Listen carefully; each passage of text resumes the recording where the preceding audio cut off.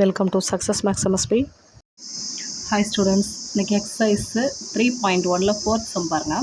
Solve the equation 3x power 3 minus 16x square plus 23x minus 6 equal to 0 if the product of two roots is 1.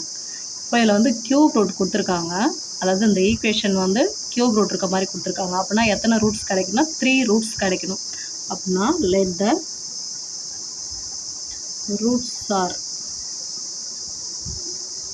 என்னென்ன எடுக்கிறோம்னாக்கா alpha beta அது காமான்னு எடுக்கிறோம். இப்போ அந்த 3 ரூட்ஸில் product of 2 roots is 1ன்னு கொடுத்துருக்காங்க. அதில் given என்ன கொடுத்துருக்காங்க பாருங்கள். நான் ஃபஸ்ட்டு 2 ரூட்ஸை ரெண்டையும் மல்டிப்ளை பண்ணால் 1 எடுக்கிறோம். ப்ராடக்ட் ஆஃப் 2 ரூட்ஸ் வந்து 1ன்னு சொல்லியிருக்காங்க. அப்படின்னா நான் ஃபஸ்ட் இந்த 2 ரூட்ஸை மட்டும் எடுத்திருக்கேன். அப்படின்னா alpha into beta equal to 1.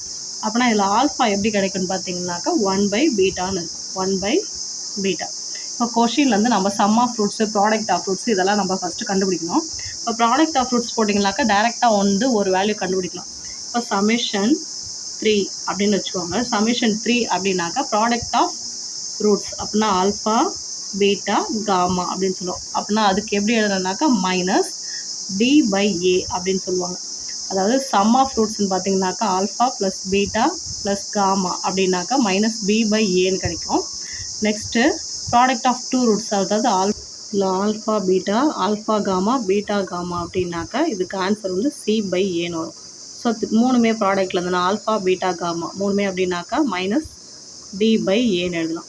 இப்போ இதில் பார்த்தீங்கன்னா நம்ம என்ன கண்டுபிடிக்க போகிறோம், ஆல்ஃபா பீட்டா காமா மூணையும் மல்டிப்ளை பண்ணிங்களா என்ன கிடைக்கும், மைனஸ் d/a. மைனஸ் d/a அப்படின்னாக்கா எக்ஸ் கியூபோட கோஎஃபிஷியன்ட் வந்து ஏன்னு அர்த்தம், எக்ஸ் ஸ்கொயரோட கோஎஃபிஷியன்ட் b, எக்ஸோட கோஎஃபிஷியன்ட் c, இந்த கான்ஸ்டன்ட் டேர்ம் வந்து dன்னு வரும். ஸோ அப்படின்னா மைனஸ் d/a அப்படிங்கும்போது ஆல்ரெடி இங்கே ஒரு மைனஸ் இருக்குது. அப்படின்னா அங்கே 6/3ன்னு கிடைக்கும். ஏவோட ஆன்சர் 3. அப்படின்னா இது கேன்சல் பண்ணால் 1 3 is 3, 2 3s are 6. அப்படின்னா ஆல்ஃபா பீட்டா காமாவோட வேல்யூ 2ன்னு கிடைக்கும்.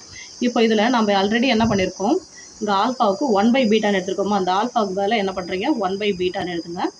Into beta into gamma equal to 2. இந்த பீட்டாவுக்கும் கேன்சல் ஆகிடும். காமாவோட வேல்யூ 2ன்னு கிடைக்கும். இப்போது ப்ராடக்ட் சம் ஆஃப் ஃப்ரூட்ஸ் கண்டுபிடிக்கிறோம். சமேஷன் 1 அப்படின்னாக்கா sum of roots alpha plus beta plus gamma அப்படின்னாக்கா என்ன வரணும், மைனஸ் b/a ஃபார்முலா நமக்கு. மைனஸ் b/aனாக்கா இந்த எக்ஸ் ஸ்கொயரோட கோஎஃபிஷியன்ட் அப்படின்னாக்கா இங்கே என்ன கிடைக்கும் 16/3ன்னு கிடைக்கும். 16/3. இதில் வந்து நம்ம ஆல்ஃபாவுக்கு என்ன கண்டுபிடிச்சிருக்கோம் 1/β plus beta plus gamma equal to 16/3ன்னு கிடைக்கும். இப்போ இதில் வந்து நம்ம எல்சிஎம் எடுக்கிறோன்னா அங்கே டினாமினேட்டரில் 1 இருக்கிற அர்த்தம். அப்படின்னா எல்சிஎம் எடுத்திங்கன்னா டினாமினேட்டரில் காமனாக பீட்டா வரும். ஸோ அந்த பீட்டாவால் இது ரெண்டையும் மல்டிப்ளை பண்ணுங்கள். மல்டிப்ளை பண்ணும்போது இங்கே என்ன கிடைக்கும் பாருங்கள். இப்போ நம்ம காமாவுக்கு நம்ம ஆன்சர் கண்டுபிடிச்சிருக்கோம். இந்த இடத்துல வந்து 1 மட்டும் கிடைக்கும். நெக்ஸ்ட் இதை பீட்டாவில் மல்டிப்ளை பண்ணிங்கன்னா இங்கே பீட்டா ஸ்கொயர், இந்த காமாவோட வேல்யூ 2 இல்லையா, அப்புறம் 2ஓட பீட்டாவை மல்டிப்ளை பண்ணிங்கன்னா 2βன்னு கிடைக்கும் ஈக்குவல் டு 16/3. இப்போ இதை நம்ம கிராஸ் மல்டிப்ளை பண்ணிக்கலாம். 3ஆல் இந்த 3 டேர்ம் அப்படின்னா அங்கே 3 + 3β ஸ்கொயர் ப்ளஸ் 3 2s are 6βன்னு கிடைக்கும். இங்கே 16βன்னு வரும். ஸோ இப்போ இதை எல்லாத்தையும் ஒரே சைடே கொண்டு வந்துடலாம். இப்போ ஒரே சைடே கொண்டு வந்தீங்கன்னா இங்கே என்ன கிடைக்கும் பாருங்கள். இங்கே 3β ஸ்கொயர், இங்கே ஆல்ரெடி ப்ளஸ் 6β இருக்குது. இந்த ஆப்போசிட்டில் கொண்டு வந்தால் அங்கே மைனஸ் 16βன்னு வரும். இங்கே ப்ளஸ் 3 ஈக்குவல் டு 0. அப்படின்னா 3β ஸ்கொயர், இங்கே 6β மைனஸ் 16β. ஸோ 16βலேருந்து 6βவை மைனஸ் பண்ணிங்கன்னா மைனஸ் 10βன்னு கிடைக்கும் ப்ளஸ் 3. ஸோ இப்போல 3β square minus 10β plus 3 equal to 0ன்னு கிடைக்கும். இப்போ இதில் நம்ம ஃபேக்டர்ஸ் பிரிச்சோம். ஃபேக்டர்ஸ் பிரிச்சிங்கனாக்கா இங்கே 3 3s are 9. இது ரெண்டையும் மல்டிப்ளை பண்ணிங்களா 3 3s are 9. அப்படின்னா அந்த 9 வந்து நம்ம எப்படி பிரித்தோன்னா சென்டரில் இருக்கிற 10 கிடைக்குன்னு பார்க்கணும். 1 9 is 9 தான் பிரிச்சாகணும். ஸோ இங்கே மைனஸ் 10 அப்படின்னும்போது இங்கே ரெண்டுக்குமே மைனஸ் கொடுக்குறோம். மல்டிப்ளை பண்ணிங்களா ப்ளஸ் 9 கிடைக்கணும், ஆட் பண்ணிங்கனாக்கா மைனஸ் 10 கிடைக்கணும். இப்போ இதில் வந்து முன்னாடி வந்து 3 இருக்கிறதுனால, அதாவது பீட்டா ஸ்கொயரோட கோஎஃபிஷியன்ட் வந்து 3 இருக்கிறதுனால அந்த 3ஆல் டிவைட் பண்ணுங்கள்.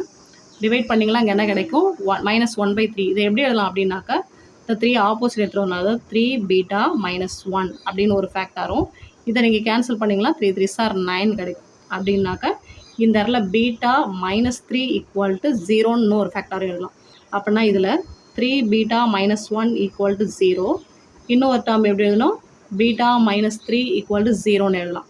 இப்போது 3β ஈக்குவல் டு இந்த ப்ளஸ் மைனஸ் 1 ஆப்போசிட்டில் இருந்ததுன்னா ப்ளஸ் 1 வரும். அப்படின்னா பீட்டாவோட வேல்யூ 1/3 கிடைக்கும்.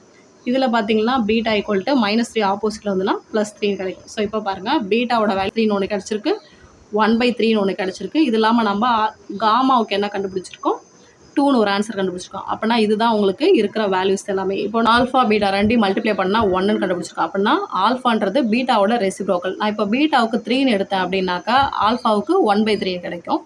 இப்போ பீட்டாவுக்கு 1/3ன்னு எடுத்தனா ஆல்ஃபாவோட வேல்யூ 3ன்னு கிடைக்கும். இதை கரெக்டாக ஞாபகம் வச்சுக்கோங்க. அப்படின்னா 3 ரூட்ஸ் என்னென்ன கிடைக்கும் அப்படின்னு பார்த்தீங்கன்னாக்கா 3, 1/3, 2. அப்படின்னா final answer. therefore the roots are என்னென்ன கிடைக்குதுன்னா ஃபஸ்ட்டு 2 கிடைச்சிது, நெக்ஸ்ட்டு 3, 1/3. இதுதான் நம்மளுடைய ஃபைனல் ஆன்சர். இந்த வீடியோ உங்களுக்கு யூஸ்ஃபுல்லாக இருந்தால் நம்ம சேனலை சப்ஸ்கிரைப் பண்ணுங்கள். தேங்க்யூ.